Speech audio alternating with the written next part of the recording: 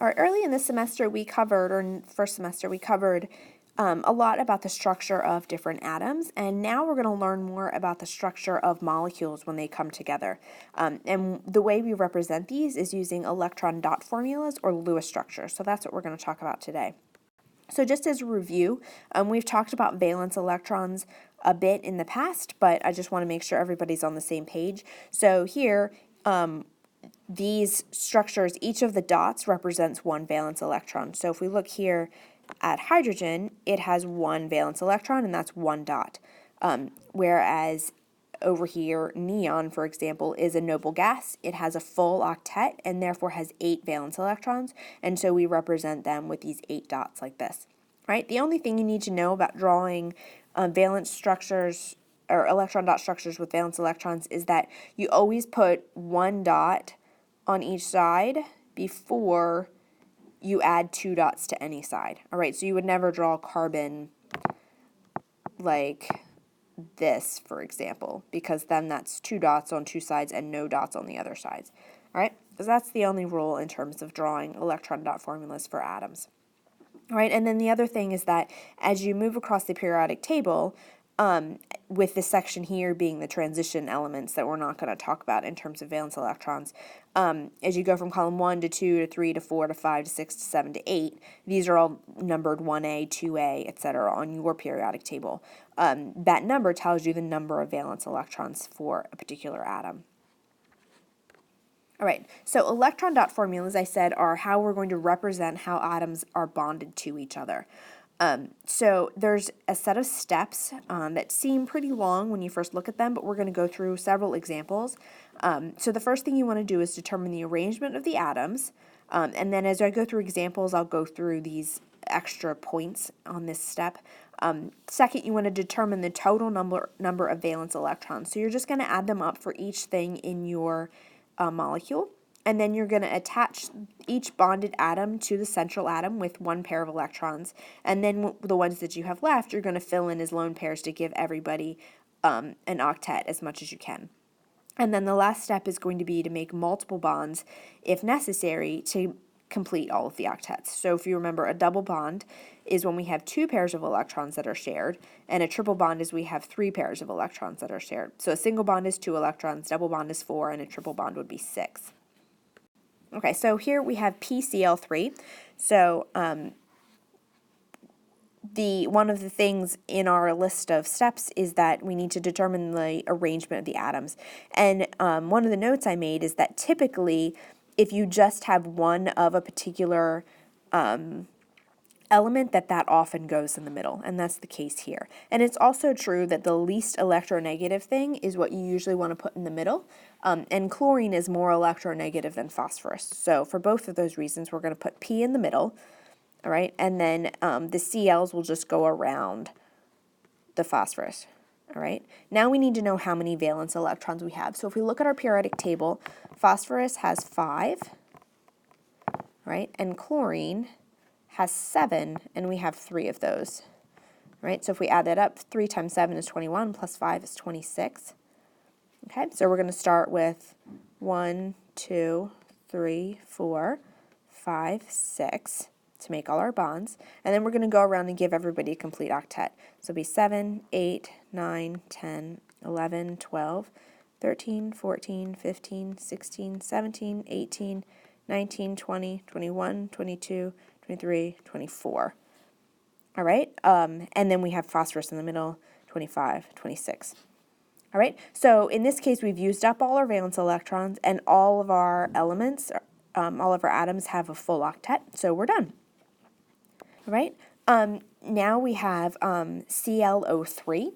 Again, we're going to go with the one that's least electronegative in the middle. So chlorine is less electronegative than oxygen, and it's also there's only one chlorine, so it's a good indication it could go in the middle. So we'll put chlorine in the middle, all right, and then we have 3 oxygens, so we can put those around, right? So now we want to add up the electrons. So chlorine has 7, oxygen has 6, and there are 3 of those. All right, and we have a negative charge here. This is a polyatomic ion. So our negative charge, we want to add 1 electron. If we have a positive charge, we need to take away 1 electron. Okay, because electrons have a negative charge. So 6 times 3 is 18, plus 7 is 25, plus 1 is 26. Okay, and so now we need to go ahead and fill them in. So we can do 2 electrons, or 2 dots as a bond, or we can do a line. So I'll do lines this time since we did dots the last time. So that's 2, 4, 6 electrons total, because 2 in each line. All right, now we want to go ahead and fill in our octets. So this would be 8, 9, 10, 11, 12, 13, 14, 15, 16, 17, 18, 19, 20, 21, 22, 23, 24, 25. Oh, I miscounted somewhere. 6, 8, 10, 12, 14, 16, 18, 20, 22, 24, 25, 26. All right? And then one thing, when you have a polyatomic ion, you need to put brackets around it and put the charge out front. That tells you that this whole thing has a negative charge, which means there's 1 additional electron. All right, CO2. So carbon is less electronegative than oxygen. And so we're going to stick that in the middle. It's also, there's only 1 of them. And we'll put an oxygen on each side of it. All right, so let's add up our valence electrons. Carbon has 4. Oxygen has 6, and we have 2 of them. All right, 6 times 2 is 12, plus 4 is 16 electrons. All right, so let's make 2 bonds. That is 4 electrons. And we're going to do 5, 6, 7, 8, 9, 10, 11, 12, 13, 14, 15, 16. All right, so we've used up all of our electrons.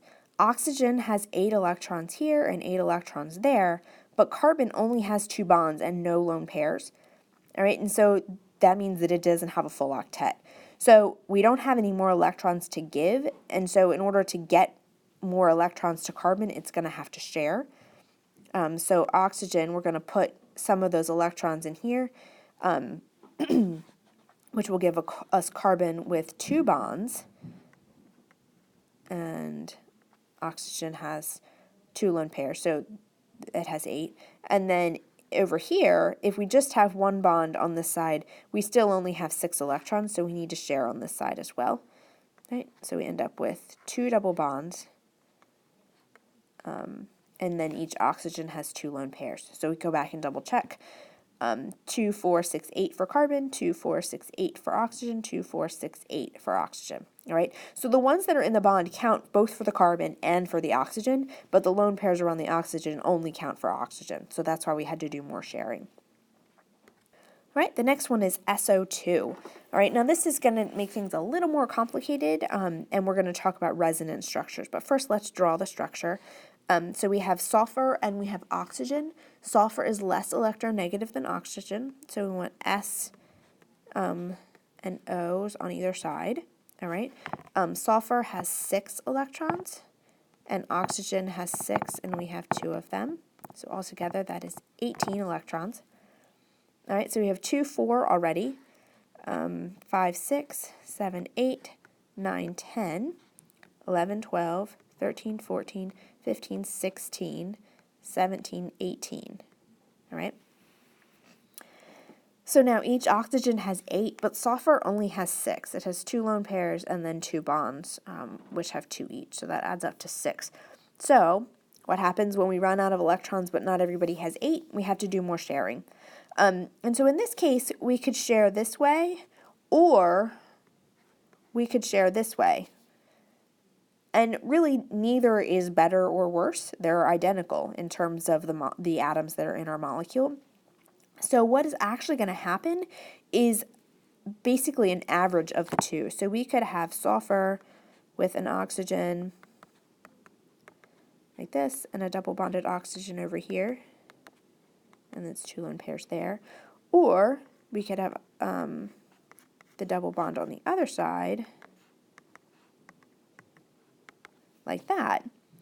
And it turns out that what's going to happen is going to be an average of the two, and so we have to write both of them because neither one is actually correct. If you actually measure bond lengths double bonds are shorter than single bonds because there's more electrons involved in pulling them together. And what you find out is that the two bond lengths are the same when you do experiments and measure them. And the reason is, and the length is between a double bond and a single bond. So what you actually get is basically a bond and a half for each of these. And we don't really have a good way to represent that, so this is the way we do it, and they're called resonance structures. And it just means that one structure can't accurately represent the structure, and so we need to show both as an indication that you have an average of two structures. All right, so next we just want to cover some exceptions to the octet rule. So the first one is boron. If you look at boron on your periodic table, you'll see that it has 3 valence electrons. All right. It can't have more electrons than it starts with. It only really has the ability to make 3 bonds. And so what you end up with is something like BH3, where a hydrogen brings in 1 electron to share with each of the 3 that boron already had. And boron is totally happy to do that, but it only has 6 electrons. Okay, so that is one exception to the octet rule. The other exception is expanded octets. So expanded octets are when we move down below the third row and lower on our periodic table. If you remember the first row, that's just hydrogen and helium. Those can only have 2 electrons because they only have a 1s orbital. In the second row, we have a 2s and a 2p that we have access to, and so those will all want 8 electrons. In the third row, typically we still think about the octet rule for those, but because those have d orbitals accessible to them, so they have 3s, 3p, and 3d, that means they can hold more electrons if it's beneficial for them. So here is one example. So PCl5, if we take a look at our periodic table, phosphorus is the less electronegative than chlorine. And then we'll put this 5 chlorines around the phosphorus like this. Okay, and what we end up with, so let's add up our electrons. P has 5, chlorine has 7, and we have 5 of them. So 7 times 5 is 35, plus 5 more would be 40. So we have a lot of electrons to count. All right, so we need to do 2, 4, 6, 8, 10 to make our bonds. And then we'll have 11, 12, 13, 14, 15, 16, 17, 18, 19, 20, 21, 22, 23, 24, 25, 26, 27, 28, 29, 30, 31, 32, 33, 34, 35, 36, 37, 38, 39, 40. All right, so this gives all of our chlorines a full octet, and our phosphorus is totally happy, but it actually has 10 electrons, which is an expanded octet. All right, so this wraps up my lesson on Lewis structures, but do not be alarmed if you're still a little overwhelmed. We're going to do a lot of practice with these, and they take a lot of practice to get really good at drawing them and to get a sense of what makes sense on a molecular level and what doesn't. So you can look forward to drawing lots of Lewis structures in class over the next few days, and then we're going to build on this and eventually use this information to determine what the shape looks like in 3 dimensions, which is really the whole point of drawing Lewis structures, is so that we can make predictions about what the atoms look like, or the molecules look like in 3 dimensions, and then we can draw conclusions about what their properties are going to be from that information.